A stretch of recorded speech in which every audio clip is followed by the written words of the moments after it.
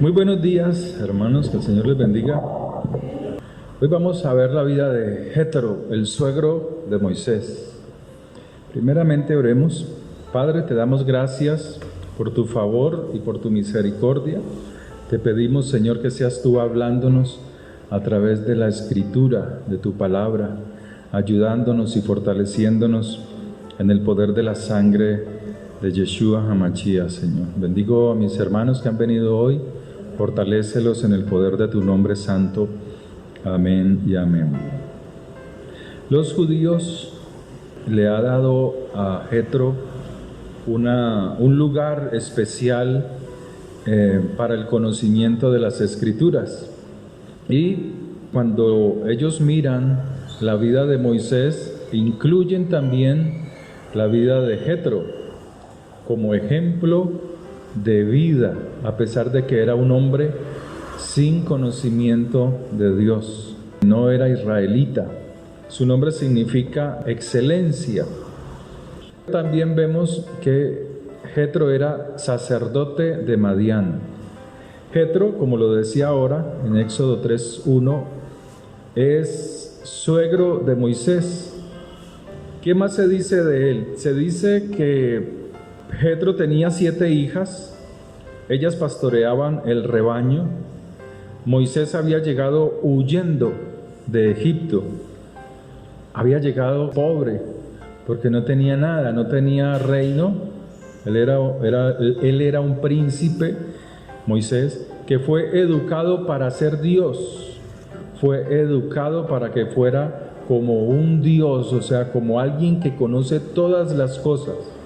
En el caso del entrenamiento o de los dioses de Egipto, o en el caso de Moisés, no quiere decir que sean divinos, sino que son solo dioses.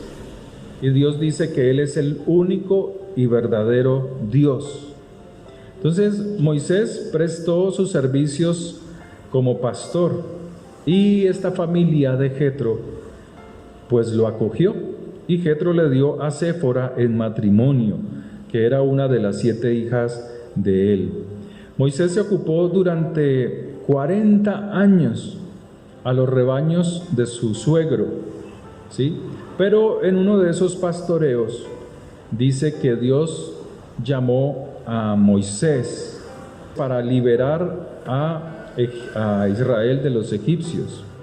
Pero fíjese, era tanta la autoridad, el respeto que había entre Moisés y Jetro, que Moisés pidió permiso a Jetro, y Jetro le otorgó ese permiso a Moisés para devolverse a Egipto y hacer el trabajo que Dios le había encomendado.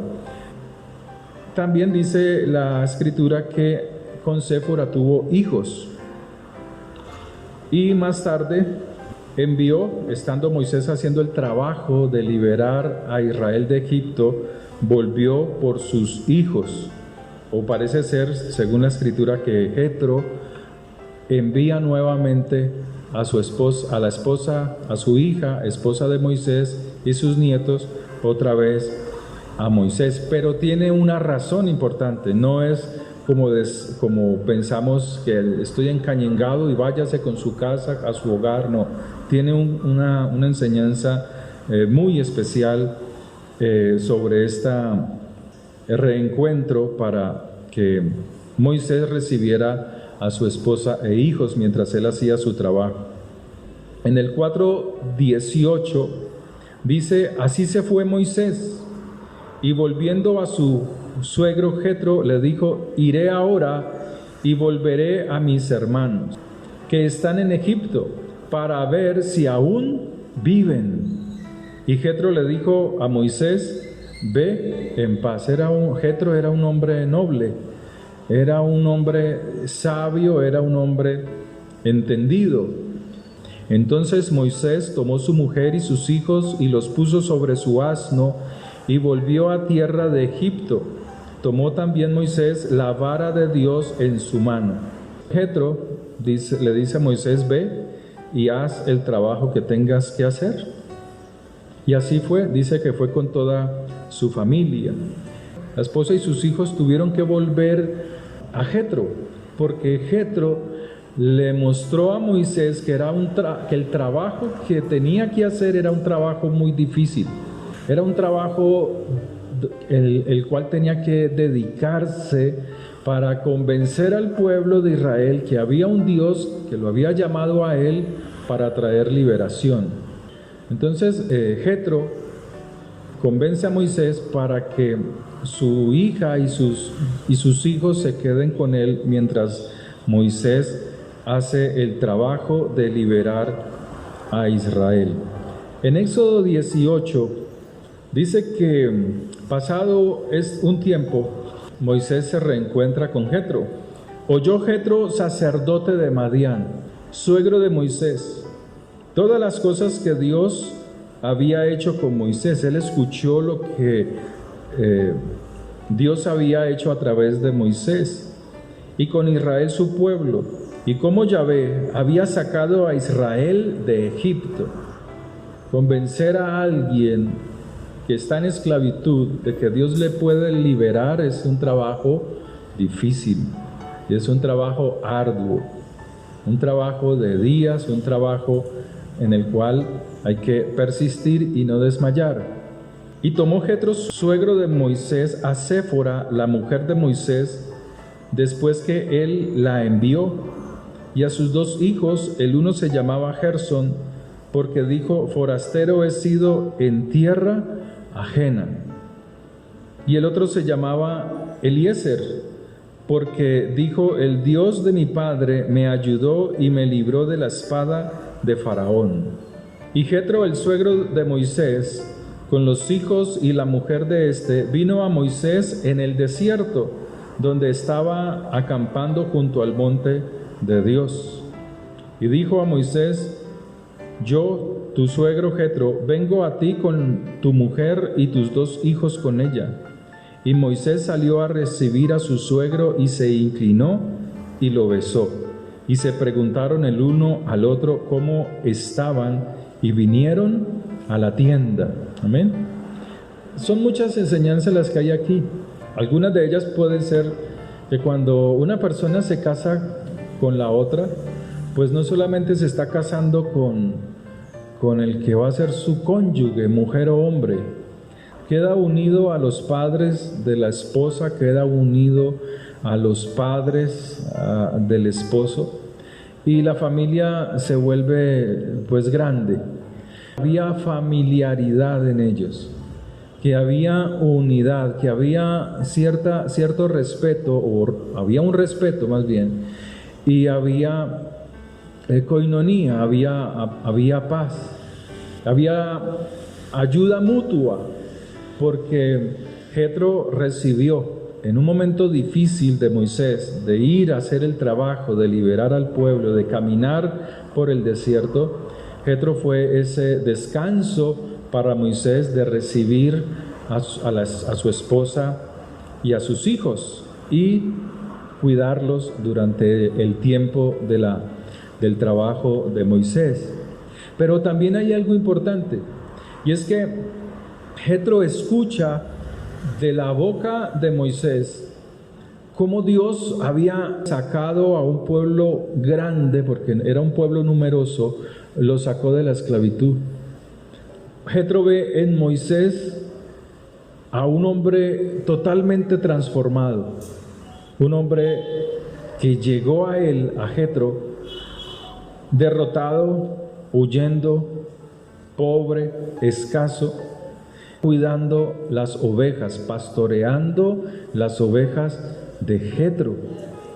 Pero ahora Jetro está viendo a un hombre totalmente renovado, restaurado, grande, poderoso, lleno de autoridad, a tal punto que pudo mover más de 1 millón de personas, sacándolas de la esclavitud. Y cómo esa transformación le permitió a Moisés, esa transformación que hizo Dios en Moisés, poder abrir el mar en 2, poder destruir los dioses de Egipto con las plagas que por boca de Moisés trajo a la nación egipcia. O sea, Jetro estaba viendo en Moisés un hombre totalmente diferente, un hombre totalmente transformado. Y a eso se refiere Pablo cuando nos dice: renovaos en el espíritu de vuestra mente, de vuestros pensamientos. Renovaos, seamos transformados, seamos cambiada nuestra forma, nuestra manera de pensar, cambie nuestra manera de vivir.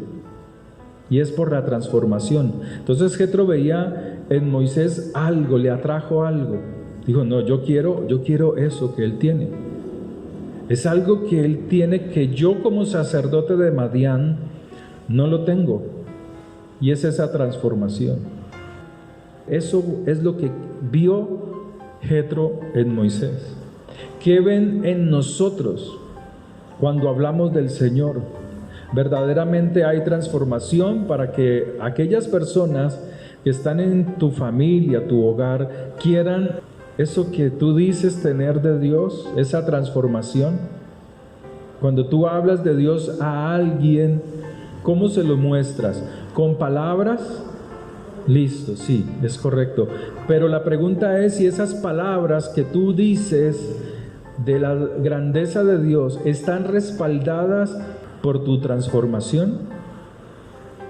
Así como Jetro vio y quiso, anheló esa transformación que tuvo Moisés. La obra que Dios hizo en Moisés afectó. Jetro veía cómo Moisés gobernaba Israel. Y se alegró Jetro de todo el bien que Yahvé había hecho a Israel. O sea, estaba enamorado, comenzó a enamorarse de Dios. La fidelidad de la mujer se muestra en la pobreza de tu esposo, pero al hombre se le mide su fidelidad en la riqueza, cuando es rico, cuando tiene dinero, cuando tiene poder. Allí se conoce al hombre, al esposo, lo fiel que es en el hogar. Se alegró Jetro de ver todo el bien que Dios había hecho a Israel, al haberlo librado de mano de los egipcios. Y Jetro dijo: bendito sea Yahvé, que os libró de mano de los egipcios y de la mano de Faraón, y que libró al pueblo de la mano de los egipcios. Nosotros somos los causantes de que gente que no conozca a Dios quieran acercarse a Él, bendigan su nombre, alaben y exalten el nombre del Señor. O nosotros también podemos ser los causantes de que la gente maldiga, lo rechace o no quiera nada con Él. Nosotros somos los causantes de eso. Cuando te dicen: no, yo no quiero saber nada de su religión, a mí no me hable de eso porque es que mi papá me abandonó. Así no hay gente, así hay gente que dice eso. Es que mi papá me dejó, es que mi mamá me dejó, es que ustedes nunca me llamaron, es que ustedes me abandonaron. Hay gente que hace así. Es que estaba trabajando en esta empresa y se robó un dinero. Y la costumbre del cristiano es esa. No entendemos el significado de la transformación. Hay ofensa y solamente pide perdón, pero no hace restauración, no hace reparación. Hay que reparar. Hicimos un daño, hay que reparar. Sí, pedimos perdón porque no fue con dolo, con intención, con mala intención, o aún si hubiese sido con mala intención, pero hay que reparar. En el cristianismo no se ve eso, pero en la palabra de Dios sí se ve eso. Hay que hacer reparación. Que Jetro adorara a Dios fue producto de la transformación que Dios hizo en Moisés. Verso 11. Ahora conozco que Yahvé es más grande que todos los dioses, porque Dios siempre habla en su palabra que hay dioses. pero que Él es el verdadero, el único. Por eso no debemos asustarnos cuando vimos que hay otros dioses, pero son dioses que no tienen poder para salvar, para producir vida. Yeshua le dijo a los escribas y los fariseos: vosotros sois dioses, pero no se refería a su divinidad porque no lo eran, sino porque tenían el conocimiento de la ley, podían juzgar de acuerdo a la ley. Entonces aquí dice la Escritura, ahora verso 11, ahora conozco que Yahvé es más grande que todos los dioses, porque en lo que se ensoberbecieron prevaleció contra ellos.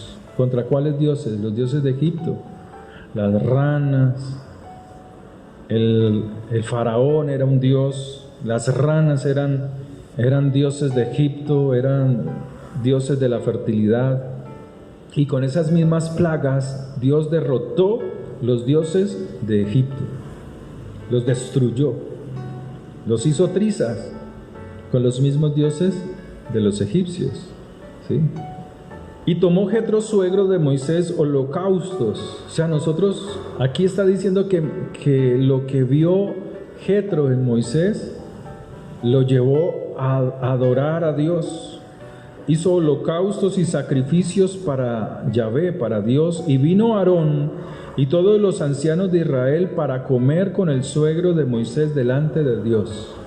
O sea, no rechazaron su familia, no rechazaron la familia de Séfora, sino que había una unidad, una comunión. Y a veces nuestros hogares están resquebrajados o desquebrajados porque no hay transformación en nosotros. Esa es la razón, porque no hay transformación en nosotros, porque siempre estamos dañando, pensando mal del prójimo. Hoy usted se mete a buscar a mirar internet, una prédica de internet, y no falta el dañino, el criticón, el destructor. Con apariencia de piedad quiere mostrar los errores de otros cristianos para hacerse ver como alguien que está trayendo la verdad. Y por ahí hay un poco de gente así, destruyendo la imagen de sus hermanos, destruyéndola. Y así hay muchos. En vez de construir y con la supuesta transformación que Dios ha hecho en ellos, y más bien mostrar la palabra, la Escritura muestran sus errores. Como si la iglesia de Dios fuera algo puro y santo. Como si Dios hubiese llamado a los perfectos, a la iglesia, a su pueblo, a reunirse. Dios llamó fue a pecadores al arrepentimiento. Dios llamó fue a gente que tenía debilidades como las tenemos todos, emocionales, financieras. Dios llamó fue a un pueblo enfermo, a los mancos, a los cojos, a los ciegos, a los sordos. Pero estos se han tomado un poder, una autoridad, como si la palabra o la justicia de ellos fuera perfecta. Y no saben que sobre ellos vendrá juicios. No lo saben, no lo entienden. Pero Dios nos llama a mostrar con amor su palabra, a mostrar con amor el poder de Dios transformador de nuestras vidas. En el verso 13 dice: aconteció que al día siguiente se sentó Moisés a juzgar al pueblo, y el pueblo estuvo delante de Moisés desde la mañana hasta la tarde. Un trabajo duro. Imagínense que suena el teléfono. ¿Está Moisés, por favor? Sí, aquí está. Que vea que es que lo llaman de la tribu de Madián. Es que mire que la perrita de la hermana Chiflimica se le murió y está triste. A ver si usted ora por ella. Cuelga el teléfono, se va a sentar a almorzar con su esposa, con Séfora, y otra vez llaman a Moisés. ¿Está Moisés, por favor? Que vea que es que de la tribu de Rubén se perdió la copa de no sé qué, que es que esta hermana me dijo, que es que yo no dije, que es que pastor, que ore por mi hija, que es que ella no es cristiana, que... Imagínense a Moisés atendiendo todas estas tonterías porque eran tonterías. Que es que se le perdió la sandalia saliendo del desierto y que a ver que cómo hace, a ver si usted sabe quién hace sandalias dentro de todas las tribus que están aquí. Entonces Moisés va a descansar, se va a ir a acostar con su esposa en su cama y otra vez timbra el teléfono. Veas, Moisés, que por favor de aquí de la tribu de Benjamín, y esto era lo que estaba haciendo Moisés, atendiendo las cosas livianas, las bobadas del pueblo, las tonterías. Y así lo dice. Viendo el suegro de Moisés todo lo que él hacía con el pueblo, dijo, pero le hace una pregunta fuerte: ¿qué es esto que tú haces con tu pueblo? ¿Por qué te sientas tú solo y todo el pueblo está delante de ti desde la mañana hasta la tarde? Increíble. O sea, el pueblo se convirtió, fue en una carga. Uno como pastor, uno no puede dejar que la iglesia lo enferme a uno. Muchos pastores están enfermos por el trabajo en la iglesia. Yo tuve amigos que lo mataron el trabajo en la iglesia. Les dijeron, tienen cáncer. Mi amigo Arbey Delgado, mi esposa se acuerda, un gran hombre, trabajador en la obra. Él permitió que las ocupaciones que le correspondían a él, su tiempo, la iglesia lo absorbiera. Y eso vino depresión sobre él. Y uno como siervo de Dios no puede permitir que la iglesia lo mate, lo enferme. Habrá gente, como siempre, en todas las congregaciones, hablan las cabras, los que nunca se congregan, los que creen tener el conocimiento de Dios y dicen, pastor, pero es que usted nunca me visitó en mi casa cuando yo me fui de la iglesia. Esa era una cabra. Las cabras saltan a los árboles y de los árboles fuera del redil. Cuando dice la palabra de Dios que el pastor va por las ovejas y las trae a su redil y las alimenta, pero ¿cuál es el trabajo de la oveja? Permanecer en el redil para ser alimentada. Yeshua, si usted lee las escrituras, siempre iba a las sinagogas. Lo vimos el viernes. La cantidad de versículos sanando al manco, sanando al cojo, sanando al ciego, estaba dentro de la sinagoga. E iba Yeshua a la sinagoga de ellos y les predicaba y los sanaba.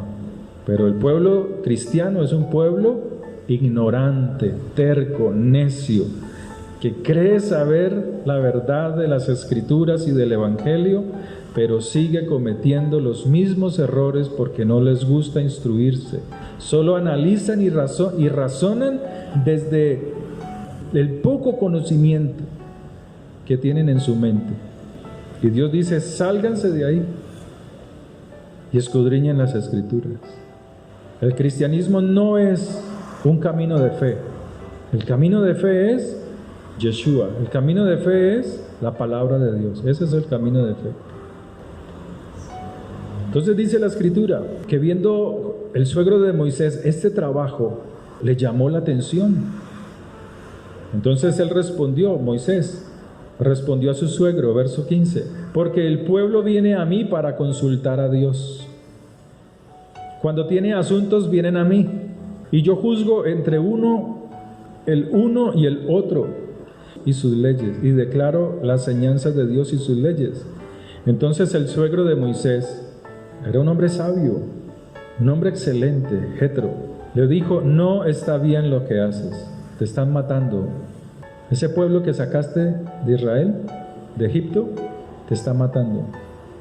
No está bien lo que haces. Desfallecerás. ¿Cuántos cristianos no están desfallecidos hoy, derrotados hoy, porque no reciben la sabiduría de la palabra de Dios?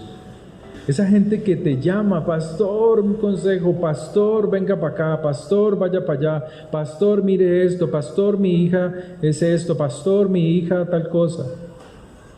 Esa es la gente que vota al pastor después. Aquí uno ha vivido eso. Esa es la gente que luego, es que pastor, que mire que mi hija se casó y tiene su marido la engaña, que no sé qué.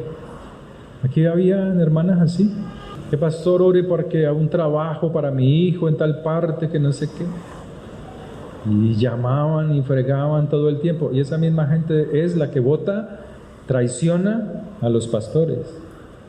Esa misma gente. Pero en el cristianismo, los pastores, algunos salen a decir, es que hay que ir a las ovejas, ir a visitarlas. ¿Dónde dice la Escritura eso? Que hay que ir a las casas de todas las ovejas todos los días a visitarlas, a las que están enfermas, a las que están desvalidas, a las que no son cabras, a las que oyen la palabra y se esfuerzan, pero a las rebeldes. Entonces dice la Escritura aquí que Jetro le dijo, desfallecerás, vas a desfallecer del todo, o sea, morirá, tú y también este pueblo que está contigo. Eso hace daño, porque el trabajo es demasiado pesado para ti, no podrás hacerlo tú solo. Oye ahora mi voz y te aconsejaré, y Dios estará contigo.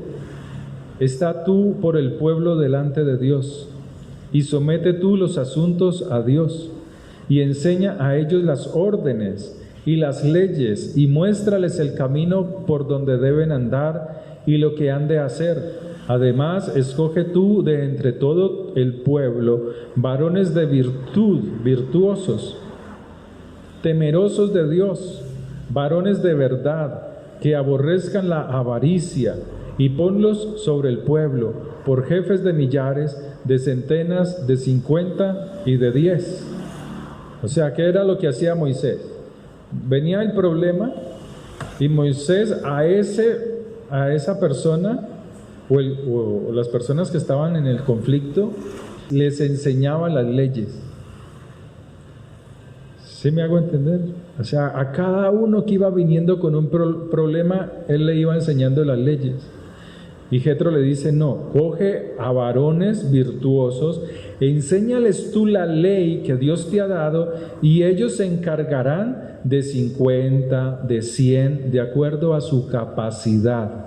Porque es que Dios entrega ovejas al pastor de acuerdo a su capacidad de pastorear.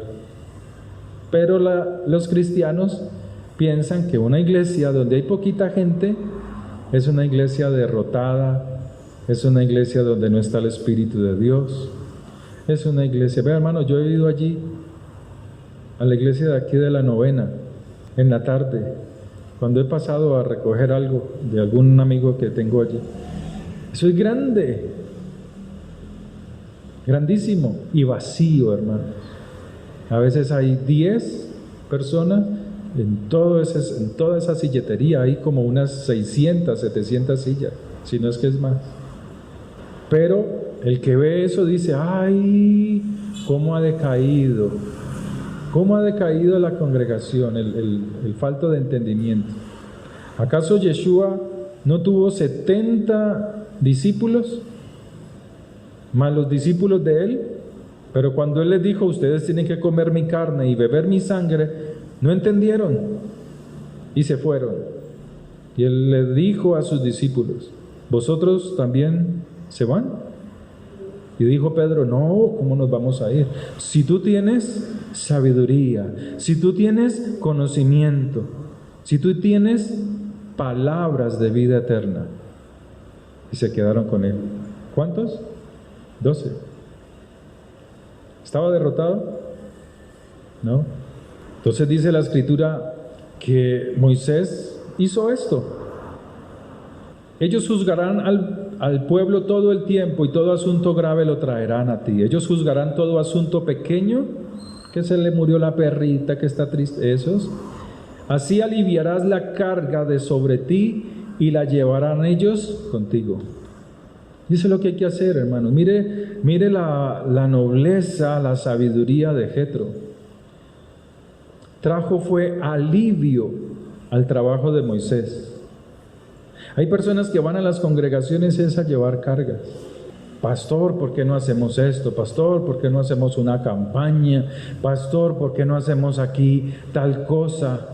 Ah, sí, hermano, ¿y cuánto va a dar para la campaña? No, pues no, pastor, yo no puedo. Pastor, ¿por qué no pintamos la iglesia? ¿Por qué no raspamos allí que eso está como feo? Pues, ¿por qué más bien no coges tú un palo, le amarras un palustre y lo raspas y le quitas la carga al pastor? No, pastor, que ¿por qué no hacemos más bien que es que este switch aquí no puedo cargar mi teléfono, mi celular, esto está malo, a ver qué hacemos? ¿Por qué no consigues?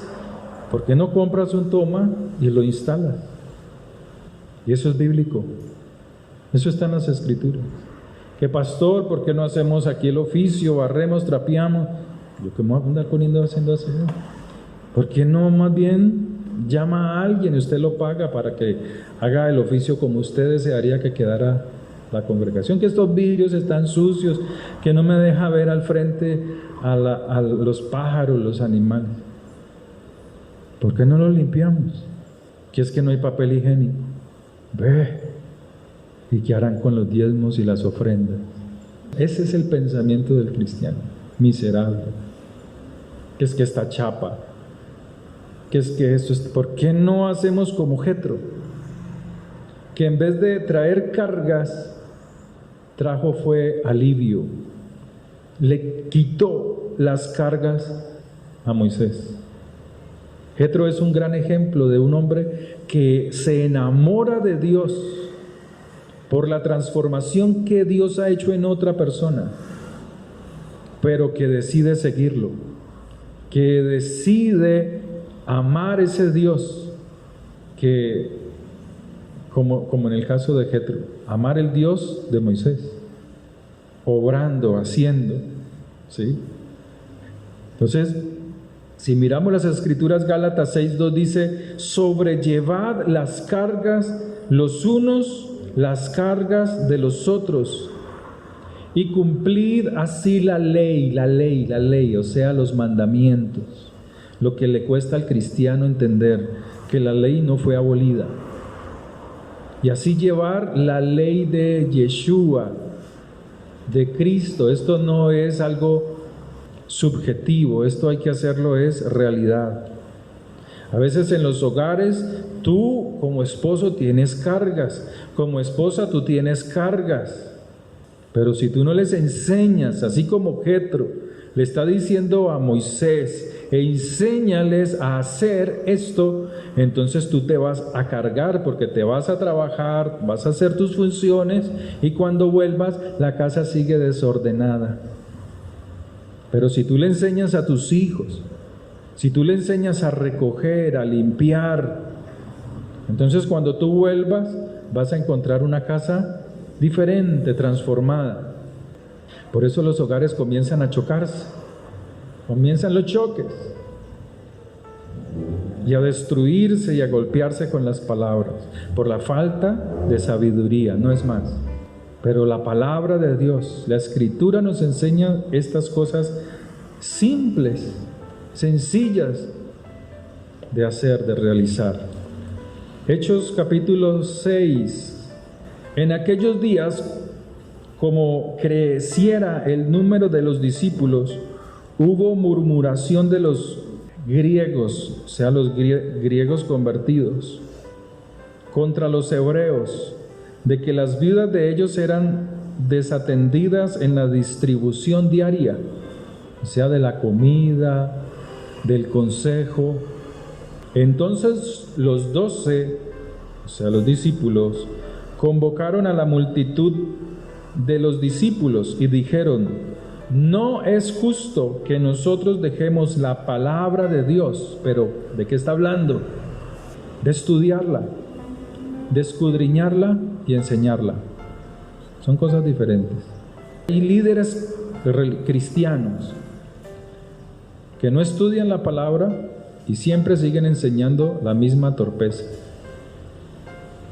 Pero aquí está hablando de un trabajo que es que estaban haciendo los apóstoles. Y ellos les dicen, no es justo esto, nosotros estamos dedicados a descubrir el entendimiento, las cosas escondidas de las Escrituras, porque ellos eran hebreos, gente que estudiaba de acuerdo a la Escritura hebrea, no a las imaginaciones cristianas, que el Espíritu me dijo, que el Espíritu me habló, que yo leí, que el Señor me mostró. Eso no es así. Por eso dice, no es justo que nosotros dejemos la palabra, la Torá, los mandamientos, el enseñarlos, estudiarlos y enseñarlos para servir a las mesas. Aquí los discípulos estudiaban, escudriñaban las Escrituras, escudriñaban a Moisés, escudriñaban los profetas, escudriñaban los salmos y la letra hebrea y su significado, porque el evangelio todavía no había sido escrito. Entonces ellos dicen, no es justo que nosotros tengamos que atender estas cosas para servir a las mesas.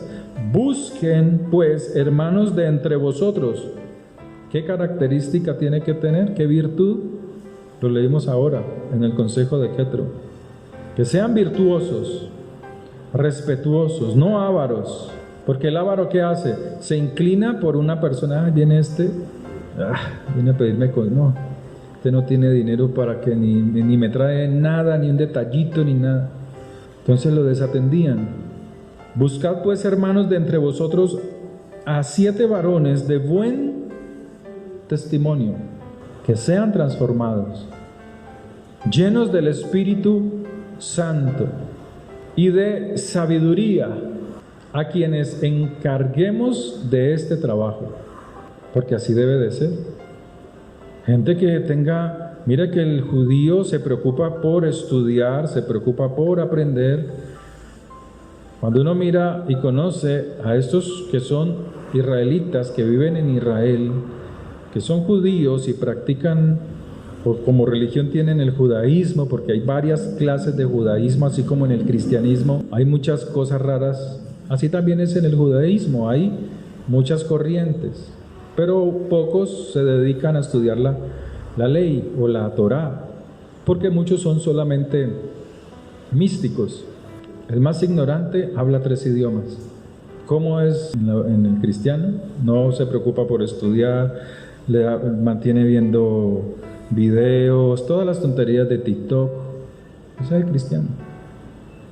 Pero al judío le gusta estudiar, avanzar. Son empresarios, son negociantes, estudiosos. Entonces aquí por eso estas palabras, llenos del Espíritu, que tengan testimonio, que tengan sabiduría, a quienes podamos encargar de este trabajo. Y nosotros persistiremos en la oración. ¿Quiénes son nosotros? Los apóstoles, los encargados de la obra. Persistiremos en la oración y en el ministerio de la palabra. Era gente que estudiaba las Escrituras. Agradó la respuesta a toda la multitud y eligieron a Esteban, varón lleno de fe y del Espíritu Santo, a Felipe, a Prócoro y a Nicanor. ¿Sí o no? Ahí estaba. No faltaba. A Timón y a Parmenas y a Nicolás, prosélito de Antioquía, a los cuales presentaron ante los apóstoles, quienes orando les impusieron las manos, y crecía la palabra del Señor, y el número de los discípulos se multiplicaba grandemente en Jerusalén. También muchos de los sacerdotes obedecían a la fe. ¿Sacerdotes de dónde? Pues del templo, hermanos. Aquí no era que la iglesia le dio por nombrar sacerdotes. Aquí está hablando de sacerdotes del templo de Jerusalén. Si usted dice que eran sacerdotes nombrados por Pablo, eso ya se llama catolicismo. Aquí son sacerdotes del templo que querían conocer más la escritura, el correcto significado, la interpretación correcta. Y hay personas que aunque no son judías o que no tienen conocimiento de la escritura, cuando ellos oyen hablar de Dios, cuando ellos ven el testimonio, la transformación de otras personas, quieren eso. Porque tienen un alma, dice Pablo, no es judío el que lo es exteriormente, sino el que lo es en su interior, en su corazón. Es un verdadero, es un adorador, alguien que quiere obedecer y amar a Dios. Entonces hay personas que no son creyentes, pero son buenas personas, pero les falta el conocimiento de las Escrituras. Por eso no todos los caminos conducen a Dios, eso es falso. Pero cuando Dios ve que alguien que no lo conoce a Él, no tiene conocimiento de las Escrituras, es bueno, hace las cosas correctas y quiere conocer a Dios, Dios lo que hace es sacarlo e introducirlo en su reino. Eso es lo que hace. Por eso no todos los caminos conducen, no todas las religiones llevan a Dios. Lo que Él hace es sacarlo, traerlo y colocarlo en su redil. Amén. Sobrellevad los unos las cargas de los otros y cumplid así la ley. ¿Cuál es la ley? Pues quitar las cargas de los oprimidos. ¿Acaso no dice Isaías? ¿De qué les sirve a ustedes este ayuno si oprimís al pobre? O sea, le colocaban cargas. Si oprimís a las viudas, de eso es lo que está hablando. Amén. Quitar sus cargas. Ay, que no podían ir a subir al templo a adorar a Dios porque no les permitían, como gente pobre, llena de trabajos, sacar un tiempo para acercarse a Dios. Amén. Quite las cargas en su casa, a sus padres, a su esposo. Deje de afligir el corazón de su esposa, de su esposo con palabras, porque lo único que está manifestando usted es lo orgulloso y lo orgullosa que es delante del Señor, con apariencia de bondad y de piedad, creyendo que hace lo bueno, mas no lo que está escrito en la palabra de Dios. Amén. Padre, te damos gracias por este tiempo. Bendigo a mis hermanos, llénalos de tu favor y de todo bien, de toda bondad y misericordia. Prospérales, ayúdales, en el nombre de tu Hijo Santo. Padre, bendigo los diezmos, las ofrendas, y cada ofrenda, cada diezmo. Cuando usted vaya a dar su diezmo, no se olvide de orar por su diezmo. O sea, usted mismo presentarlo al Señor, porque eso está en la Biblia. En el cristianismo siempre es eche, pero no oran por su diezmo. Y en la Biblia dice que hay que orar cuando uno va a dar, debe de orar por su diezmo, por su primicia, por su semilla. ¿Sí? Para el mes de marzo, abril, vamos a estar, yo quiero hacerlo como está en la Biblia, no como está en el pensamiento cristiano, que llegó enero y vamos a dar las primicias en enero. No, en la Biblia dice que la fiesta de la Pascua se celebraba en marzo, abril, y que allí se entregaban las primicias.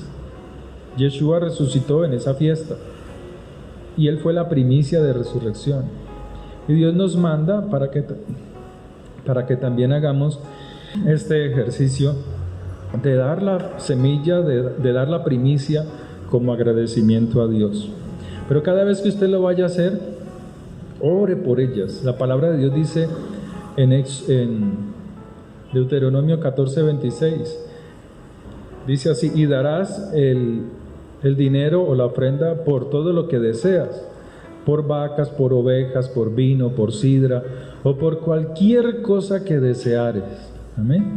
Entonces es bueno que lo hagamos. Amén. Oremos. Padre, ponemos delante de ti nuestras ofrendas, Señor. Sé tú obrando, sé tú trayendo bendición sobre nuestras vidas. Trae, oh Dios, prosperidad a nuestra alma.